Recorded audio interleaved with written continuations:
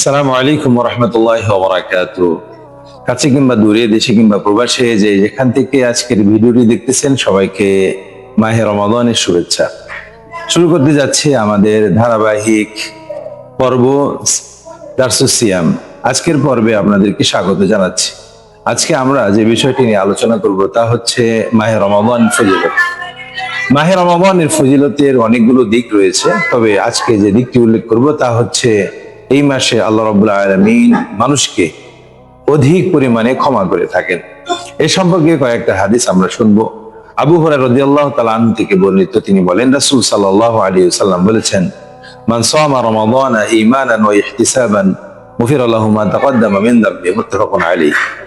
আবু হুরায়রা থেকে বর্ণিত, তিনি বলেন, রাসূল সাল্লাল্লাহু আলাইহি ওয়াসাল্লাম বলেছেন, কোন ব্যক্তি যদি রমাদান মাসে ইমানের সাথে মানে এই বিশ্বাস নিয়ে যে আল্লাহ রাব্বুল আলামিনের পক্ষ থেকে রমাদানে সিয়াম রাখা ফরজ, এবং সাথে সাথে ওই ইহতিসাবান, এই আশায় যে আমি যদি সিয়াম রাখি, রোজা রাখি, তাহলে আল্লাহ রাব্বুল আলামিন আমাকে এর প্রতিদান অবশ্যই দিবেন, এই প্রত্যাশা নিয়ে কোনো বান্দা যদি সিয়াম রাখে, আল্লাহ রাসূল সাল্লাল্লাহু আলাইহি সাল্লাম বলেন, গুফিরা লাহু মা তাকদ্দামা মিন যামবি, পূর্বেকার তার সকল গুনাহ মাফ করে দিবেন। সুবহানাল্লাহ।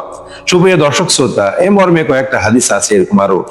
আবু হুরায়রা থেকে বর্ণিত, তিনি বলেন, রাসূল সাল্লাল্লাহু আলাইহি সাল্লাম বলেছেন, মান কামা রমাদানা ঈমানান ওয়া ইহতিসাবান, যে রমাদান মাসে কেউ যদি কিয়ামুল লাইল করে, তারাবির নামাজ পড়ে, এই বিশ্বাস নিয়ে যে এটি আল্লাহ রাব্বুল আলামিনের পক্ষ থেকে বিধান, এবং এই আশা নিয়ে যে আল্লাহ রাব্বুল আলামিন এর বিনিময়ে আমাকে সওয়াব দিবেন, নেকি দিবেন, তা আল্লাহ রাসূল সাল্লাল্লাহু আলাইহি ওয়াসাল্লাম বলেন, গুফিরা লাহু মা তাকদ্দামা মিন যামবি, আল্লাহ রাব্বুল আলামিন তার পূর্বের গুনাহ খাতা মাফ করে দিবেন। সুবহানাল্লাহ। এবং এই রাত্রিতে আল্লাহ রাব্বুল আলামিন, বিশেষ করে এই মাসে আরেকটি রজনী রয়েছে, যে রজনীর কথাও স্পষ্ট হাদিসে এসেছে। আবু হুরায়রা থেকে বর্ণিত, তিনি বলেন, রাসূল সাল্লাল্লাহু আলাইহি সাল্লাম বলেছেন, মান কামা লাইলাতুল কদর, কোন ব্যক্তি যদি লাইলাতুল কদরে কিয়ামুল লাইল করে, জাগ্রত হয়, যে রাত্রিতে আল্লাহ রাব্বুল আলামিন কোরআন অবতীর্ণ করেছেন, তো সেই রাত্রির কথাও এভাবে আছে, গুফিরা লাহু মা তাকদ্দামা মিন যামবি। সুপ্রিয় দর্শক শ্রোতা, এতগুলো হাদিস পেশ করার পরে যে বিষয়টা আমাদের সামনে স্পষ্ট হচ্ছে তা হচ্ছে এটাই, যে এই মাসটা হচ্ছে আল্লাহ রাব্বুল আলামিন মানুষকে ক্ষমা করে থাকেন, ক্ষমার মাস। এই মাসে বান্দা ক্ষমা নিতে পারে আল্লাহর কাছে, এবং এই মাসে যদি কোনো বান্দা ক্ষমা নিতে না পারে, নিজেকে একদম পাপ মুক্ত না করে নিতে পারে, তো তার মতো হতভাগা পৃথিবী তার কেউ নাই। এই বিষয়টি আমরা যদি অন্য হাদিসে দেখি, আল্লাহ রাসূল সাল্লাল্লাহু আলাইহি ওয়াসাল্লাম একবার মিম্বারে উঠলেন, মিম্বারের প্রথম ধাপে ওঠার সাথে সাথে আমিন বললেন, দ্বিতীয় ধাপে ওঠার সাথে সাথে আমিন বললেন, তৃতীয় ধাপে ওঠার সাথে সাথে আমিন বললেন। সাহাবারা আল্লাহ রসুলকে জিজ্ঞাসা করলেন, আল্লাহ রসুল, আপনি তো এভাবে আমিন বলেন না, তাহলে এই আমিন বলার কারণ কি? আল্লাহ রসুল সাল্লাল্লাহু আলাইহি সাল্লাম তখন ব্যাখ্যা করেছিলেন যে, প্রথম ধাপে যখন আমি উঠেছিলাম, আমি আমিন বলেছি এই জন্য যে জিবরিল আমিন আমার কাছে এসেছিল, এসে বলেছিল যে রমাদান পেল, অথচ জীবনের গুনাহ খাতা মাফ করে নিতে পারলো না, সে ব্যক্তি ধুলায় দূষিত হোক, আপনি আমিন বলেন আল্লাহ রসুল। তখন আমি আমিন বলেছিলাম। সুপ্রিয় দর্শক শ্রোতা, সুতরাং বুঝতে পারছি যে রমাদান মাস হচ্ছে নিজেকে পাপ থেকে মুক্ত করার মাস, রমজান মাস হচ্ছে নিজেকে শুধরিয়ে নেওয়ার মাস। এই মাসে আল্লাহ রাব্বুল আলামিন যে পরিমাণ ক্ষমা করেন, অন্য মাসে কিন্তু সেই পরিমাণ ক্ষমা করেন না। এই মর্মে ইমাম আবু দাউদ একটি হাদিস নিয়ে আসছেন, তিরমিজি সহ অনেক গ্রন্থে আছে।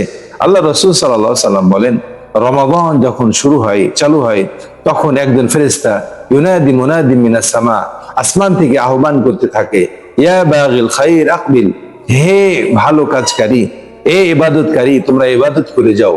এবং আরো আহ্বান করে, ইয়া বাগি শার আকসির, হে পাপে লিপ্ত ব্যক্তি, যারা পাপ করে থাকো, তোমাদের পাপ করা বন্ধ করো।